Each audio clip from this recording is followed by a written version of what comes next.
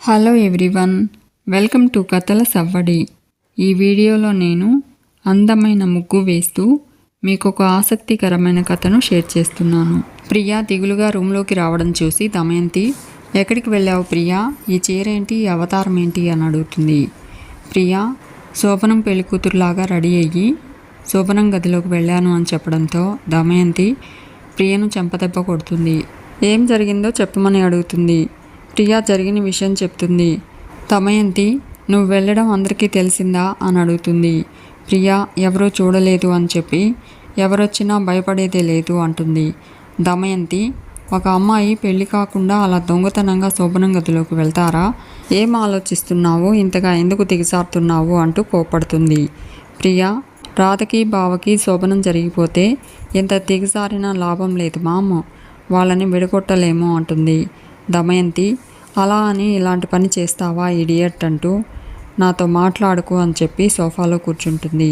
ప్రియా దమయంతి దగ్గరకు వెళ్ళి సారీ చెప్పి ఇంకెప్పుడు ఇలాంటి పని చేయను అంటుంది. దమయంతి, చూడు బేబీ, ప్రతిదానికి ఒక లిమిట్ ఉంటుంది, అది ఎప్పుడూ దాటకూడదు. మనకు కావాల్సింది ఫైట్ చేసి లాక్కోవాలి, ఇలాంటి పనులు చేసి కాదు. నీకు మళ్ళీ చెప్తున్నాను, రాధను బయటకు పంపిస్తాను, అప్పటి వరకు ఓపిక పట్టు, ఇలాంటి పిచ్చి పిచ్చి పనులు చేయకు అంటుంది. ప్రియా సారీ మామ్ అంటుంది. నేను వెళ్ళినందుకు నాకు ఒక మ్యాటర్ తెలిసింది అని చెప్పి వాళ్ళిద్దరికీ ఒకరంటే ఒకరికి ఇష్టం లేదనిపిస్తుంది అంటుంది. రాధ ప్లేస్లో నేను బావగదిలోకి వెళ్ళినప్పుడు చేయి పట్టుకుంటే చీచీ అంటున్నాడు, ముట్టుకుంటే చిరాకు పడుతున్నాడు. వీళ్ళిద్దరి మధ్య ప్రేమ లేదు, తొక్క లేదు, వాళ్ళెందుకో నటిస్తున్నారనిపిస్తుంది అంటుంది. రాధను ప్రేమించి పెళ్లి చేసుకుంటే శోభనం రోజు వాళ్ళిద్దరి మధ్య ప్రేమ, ఆ అఫెక్షన్, వయసులో ఉండే వాళ్ళలో కనిపించే ఆరాటం ఉండాలి కదా. బావలో నాకు అవేవి కనిపించలేదు. ఆకలేస్తే స్వీట్స్ తిను, ఫ్రూట్స్ తిను, నిద్రొస్తే పడుకో, అది కూడా కింద పడుకోమన్నాడు. నిజంగా ప్రేమించి పెళ్లి చేసుకుంటే ఇలా ఉంటారా? రాధ వ్రతం ఇష్టం లేదని చెప్పింది, తర్వాత తనే వచ్చింది. జరిగిన దాన్ని మ్యాచ్ చేసి చూడు మామ్ అంటుంది. దమయంతి, విక్రమ్ కృష్ణకు రాధ మీద ప్రేమ లేదా, రాధకు విక్రమ్ కృష్ణ అంటే ఇష్టం లేదా అనుకుంటూ ఉంటుంది. ప్రియా, వాళ్ళిద్దరి మధ్య ఏదో జరిగింది, ఆ ఏదో ఏంటో తెలుసుకుంటే చాలు మామ్ అంటుంది. దమయంతి, విక్రమ్ కృష్ణ మహా జాదూగాడు, తెలివిగా ఆలోచిస్తాడు, వేగంగా నిర్ణయాలు తీసుకుంటాడు, ఎదుటి వాళ్ళ అంచనాలకు అస్సలు అందడు అంటుంది. విక్రమ్ కృష్ణతో నీ పెళ్లి త్వరలోనే జరుగుతుంది, ఇది ఫిక్స్ అంటూ విక్రమ్ కృష్ణ ఏదో కొత్త ఆట ఆడుతున్నాడు, వాడి ఆట కట్టిస్తాను అంటుంది దమయంతి. ఇక సునంద విక్రమ్ కృష్ణ రాధ రూమ్ దగ్గరకు వెళ్ళి డోర్ కొడుతూ ఉంటుంది. రాధ డోర్ తీసేందుకు వెళ్ళపోతూ ఉంటుంది. విక్రమ్ కృష్ణ రాధను ఆగమని చెప్పి రాధ మేకప్ని డిస్టర్బ్ చేస్తాడు. రాధ బుగ్గ మీద ఉన్న బుగ్గచుక్క స్టిక్కర్ని తన మెడకు అంటించుకొని రాధను వెళ్ళమంటాడు. రాధ తన వడ్డాణం తీసి విక్రమ్ కృష్ణకిచ్చి డోర్ ఓపెన్ చేస్తుంది. సునంద రాధను హక్ చేసుకుని మురిసిపోతుంది. విక్రమ్ కృష్ణ ఒళ్ళు విరుచుకుంటూ రాధ దగ్గరకు వచ్చి సునందతో, ఏంటమ్మా పొద్దు పొద్దున్నే డోర్ కొడతావేంటి అంటూ రాధకు సైగ చేస్తాడు. రాధ సిగ్గు నటిస్తూ ఉంటుంది. సునంద, మీరిద్దరూ స్నానం చేసి రండి, దేవుడికి దండం పెట్టుకుని టిఫిన్ చేతురు అంటుంది. విక్రమ్ కృష్ణ, వస్తాంలే అమ్మ, నువ్వు వెళ్ళు అంటాడు. సునంద త్వరగా రండి అని చెప్పి వెళ్ళిపోతుంది. రాధ, ఇంకా ఎన్నాళ్ళు ఈ అగ్ని పరీక్షలు అంటుంది. విక్రమ్ కృష్ణ కొన్నాళ్ళు అంటాడు. రాధ, నాకు భయమేస్తుంది, ఇంట్లో అందరినీ మోసం చేస్తున్నాము, నాకు నచ్చడం లేదు అంటుంది. విక్రమ్ కృష్ణ, నచ్చిన పనులు కొన్ని జరగాలి అంటే కొన్నైనా నచ్చని పనులు చేయాలి, తప్పదు అని చెప్పి లోపలికి వెళ్ళిపోతాడు. రాధ సేనయ్యను గుర్తు చేసుకుని, ఇదంతా నిన్ను కాపాడుకోవడానికే నాన్న, నన్ను క్షమించు నాన్న అనుకుంటుంది. ఇక పంతులు గారు విక్రమ్ కృష్ణ ఇంటికి వస్తారు. సునంద నందగోపాల్ పంతులు గారిని ఇంట్లోకి తీసుకొస్తారు. వసుంధర, పంతులు గారు ఎందుకు వచ్చారని సునందను అడుగుతుంది. సునంద వసుంధరతో, నల్లపూసలు కూర్చే కార్యక్రమం 16 రోజుల పండగ జరిపించాలి కదా అంటుంది. వసుంధర, అసలు పెళ్ళే పెద్ద తప్పు అంటుంది.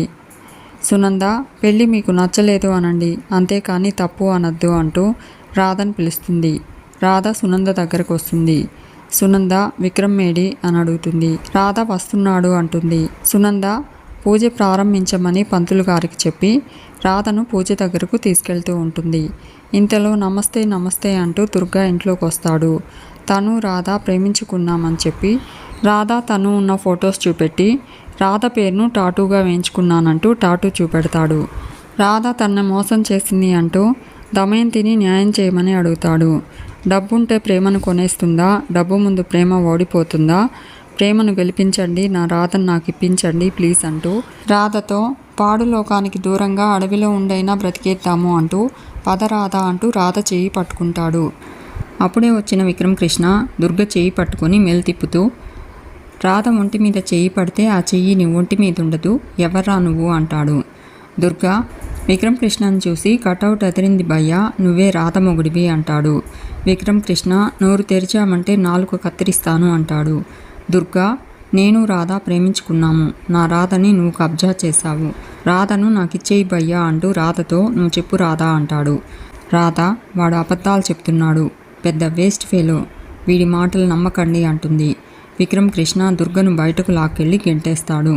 రే ఇంకొకసారి ఇటువైపు తొంగి చూశావో కాల్చి పారేస్తాను అంటాడు. దుర్గా విక్రమ్ కృష్ణకు సెల్యూట్ చేసి కేర్లెస్గా వెళ్ళిపోతాడు. రాధ ఏడుస్తూ లోపలికి పరిగెత్తుతుంది. అను ప్రియ హ్యాపీగా డాన్స్ చేసుకుంటూ ఇక రాధ వెళ్ళిపోతుంది. విక్రమ్ కృష్ణకు ప్రియకు పెళ్లి జరుగుతుందనుకుంటూ హ్యాపీగా ఫీల్ అవుతూ ఉంటారు. ఇక రాధ టెర్రస్ మీదకు వెళ్ళి బాధపడుతూ ఉంటుంది. విక్రమ్ కృష్ణ రాధ దగ్గరకు వస్తాడు. రాధతో సడన్గా నిన్ను ఈ అగ్రిమెంట్ పెళ్ళిలోకి లాగానా? నీ గతం ఏంటో నాకు తెలియదు, నీ ప్రేమను డిస్టర్బ్ చేశానేమో అని ఫీల్ అవుతున్నాను అంటాడు. నువ్వు ఆ దుర్గను లవ్ చేస్తే చెప్పు, నేను నీకు హెల్ప్ చేస్తాను, ఇప్పుడే ఈ అగ్రిమెంట్ వదిలేస్తాను, నువ్వు మీ ఇంటికి వెళ్ళిపోవచ్చు అంటాడు. రాధ ఎలా కనిపిస్తున్నాను నీకు? ప్రేమలు దోమలు అంటూ తిరిగే దానిలా కనిపిస్తున్నానా? నువ్వేం పోలీసువి, ఇదేం ఆలోచనలు? ఆ దుర్గను నేను ప్రేమించానా? నీకు ఆ విషయం చెప్పడానికి భయపడుతున్నానా? తమరు పెద్ద విశాల హృదయం వేసుకొచ్చి రాధా నీ ప్రేమను గెలిపిస్తాను, నీకు నేనున్నాను రాధా అంటారా అంటూ కోపడుతుంది. విక్రమ్ కృష్ణ ఎందుకంత ఇరిటేట్ అవుతున్నావు రాధా అంటాడు. రాధా ఇరిటేషన్ కాదు, నేను కంట్రోల్ చేసుకుంటున్నాను అంటుంది. నాకు మా నాన్న తప్ప మరే ఆలోచన లేదు, కాంట్రాక్ట్ వదిలేస్తున్నాను వెళ్ళిపో అంటావు కదా, అలా ఎలా వదిలేస్తాను? మా నాన్నను బయటికి తీసుకొస్తానన్నావు, ముందు ఆ మాట నిలబెట్టుకో అంటుంది. విక్రమ్ కృష్ణ మీ నాన్న విషయంలో నేను క్లారిటీగానే ఉన్నాను, సడన్గా ఆ దుర్గ ఎందుకు వచ్చాడు? అంత ధైర్యంగా అందరి ముందు మాట్లాడాడు, సాక్ష్యాలు ఆధారాలు అన్నాడు కదా, వాడి టాపిక్ మన మధ్య ఎప్పుడూ రాలేదు కదా అంటాడు. రాధా కాసేపు మాట్లాడించకు అంటూ ధైర్యంగా గట్టిగా మాట్లాడినంత మాత్రాన అబద్ధం నిజం అవ్వదు, నీకు అసలు మనుషుల్ని అర్థం చేసుకోవడమే రాదు, అసలు ఏం జరిగిందో నీకు తెలుసా అంటూ రాధ జరిగిన విషయం చెప్తుంది. ఆ దుర్గా ఒక పోకిరి వెధవ, గాలికి తిరిగేవాడు, చదువుకునే రోజుల్లో నన్ను ఏడిపిస్తూ వెంటపడేవాడు, వాడికి నాకు పులికి జింకకు మధ్య ఉన్న రిలేషన్, అమాయకత్వానికి అరాచకానికి ఉన్న రిలేషన్ అంటుంది. రాధ దుర్గను కాలేజ్ నుంచి సస్పెండ్ చేయిస్తుంది, పోలీస్ కంప్లైంట్ ఇచ్చి జైల్లో పెట్టిస్తుంది. అయినప్పటికీ దుర్గ రాధని ఏడిపిస్తూ ఉంటాడు. రాధ విక్రమ్ కృష్ణతో బాగా చదువుకోవాలనుకున్నాను, ఆడపిల్ల పుట్టిందంటే లక్ష్మీదేవి పుట్టిందంటారు కానీ ఝాన్సీ లక్ష్మి పుట్టిందని ఎవరు అనరు కదా, అమ్మాయిగా పుట్టి అమ్మాయిగా పెరిగి దుర్గలాంటి మృగాల నుంచి తప్పించుకుని బ్రతకడం చాలా కష్టమంటూ రాధ బాధపడుతూ ఉంటుంది. మీకు ఈ వీడియో నచ్చితే లైక్ చేయండి, షేర్ చేయండి, తప్పకుండా సబ్స్క్రైబ్ చేసుకోండి. Thanks for watching.